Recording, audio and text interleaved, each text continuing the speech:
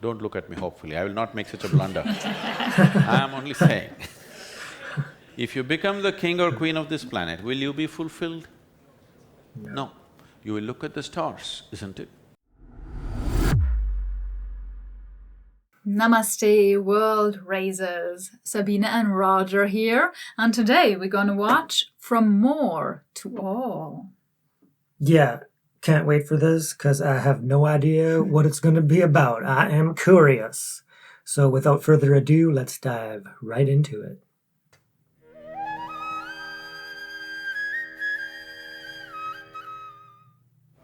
Sadhguru, you have written a piece on karma where you have made a statement that you will not grow unless you create the innermost desire to grow. So could you elaborate on those thoughts on karma? See, desire is not something that you have to create. Is there somebody without desire, however religious you are? Is there somebody here without any desire? People have tried these teachings with you and they have not worked, isn't it? They told you, you must give up your desire, you must be satisfied with what you have, you must be content. Has it worked even for one human being on the planet, I'm asking? Has it worked? A teaching that does not work is just rubbish, isn't it? But it's gone around for too long because of so many reasons, we'll not go into that. Desire is not something that you create. It doesn't matter who you are, where you are, there is something within you longing to be little more than who you are right now. Yes or no? Yes? Yes. If that little more happens, what? Little more. If that little more happens, what? Little more. If that little more happens, what? I can go on like this. If why you're going bit by bit, I will make you the king or queen of this planet. Will you remain fulfilled? Don't look at me hopefully, I will not make such a blunder. I am only saying, if you become the king or queen of this planet, will you be fulfilled? No. You will look at the stars, isn't it? So there is something within you which is longing to become boundless, to become infinite. Now you're approaching the infinite in installments. This is not a good way to go. In installments, can you ever get to the infinite? Can you count 1, 2, 3, 4, 5 and one day say, this is infinite? You will only become endless counting, you will not know the infinite. This is not the way to approach the infinite. So the desire is just this, there is something within you which is always longing to become boundless. If I set a boundary for you, suppose I imprison you in let's say a 5x5 cubicle, you'll feel horribly imprisoned. Tomorrow we'll liberate you into a 10x10 cubicle. You'll feel wonderful for a day and again you'll feel imprisoned. Next day we'll liberate you into a 100x100 cubicle. You'll feel great for 3 days, again the same thing. It doesn't matter where I set the boundary. The moment you can feel the boundary, you want to break it, isn't it? This is not something cultivated within you. This is not your entrepreneurial spirit. This is the nature of life. Life wants to be something more all the time. How much more? Limitlessly more, isn't it? So more is not what you're looking for, all is what you're looking for. If you want to take all, can you conquer it? If you want all, if you want more, you can conquer. If you want all, can you conquer it? Can you earn it? Maybe. So you need to look at it now.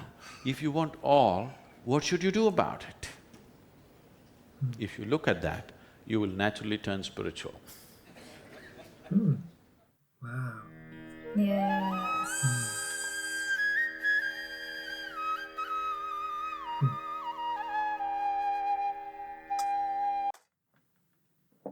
Yeah. Realize it. Realization, right? And the spiritual endeavor, the seeking, the practice to bring about those realizations. Yeah, this was very interesting in the sense that, because I never understood that fully when I first became spiritual, and then I was diving into the teachings, and then you come across, of course, you need to let go of desire. And then I was like, well, what about the desire to be spiritual, to, seek the truth? So that is a very profound desire, and it's not something that once you have it, you can't get rid of it. Like it's like you said, it's just a natural part of our existence. And the more people that realize that on a deeper and deeper level, then you can go beyond the boundaries of just a belief system and an identification and actually seek to know that truth within, which is our innermost desire.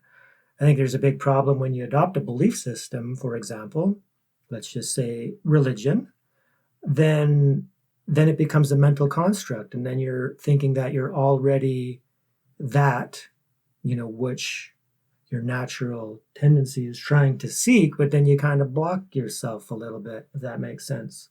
Mm-hmm. So then because you've adopted another label, and then you think that, for example, that you're already saved and you're done. So you're cutting off the seeking impulse. So that desire, is there. And I remember, I think the Dalai Lama, he mentioned a very similar teaching, that not to let go of the desire for liberation, right? Yeah. You need to desire that. So did you have any of those feelings on your journey about, making desire wrong? Like, because I came across it, but I'm not. Yeah, I think so. I think it's everywhere. The word desire is labeled as, bad, as being ignorant, no matter if it's desire for food or for, I don't know, traveling or whatever. Just the word desire is bad. And then, of course, you get confused, because then people say, yeah, and desire for spiritual awakening is bad. And then it's like, okay, so I have to let all this go. But, at the beginning of the spiritual journey, you just you just don't know what even letting go means, and going beyond all that. So it was very confusing. I do think I figured it out, though, eventually. But it took time. But, causes and conditions come together, and with patience and persistence, you'll get there.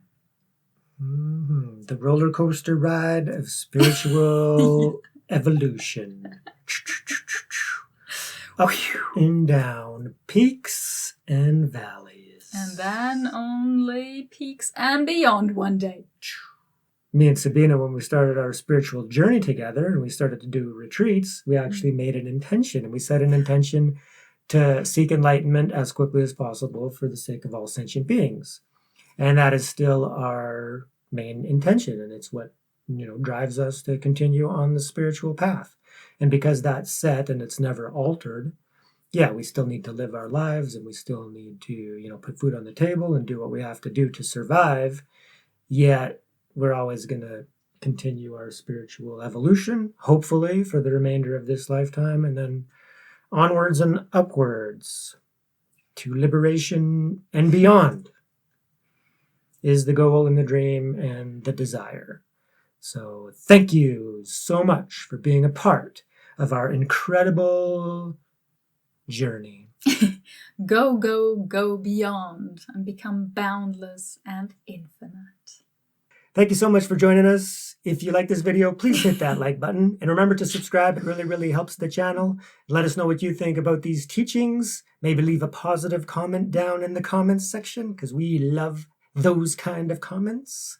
And remember, raise yourself and raise the world. Thank you so much, everyone. And a very special thank you to all our members. We love you. Peace.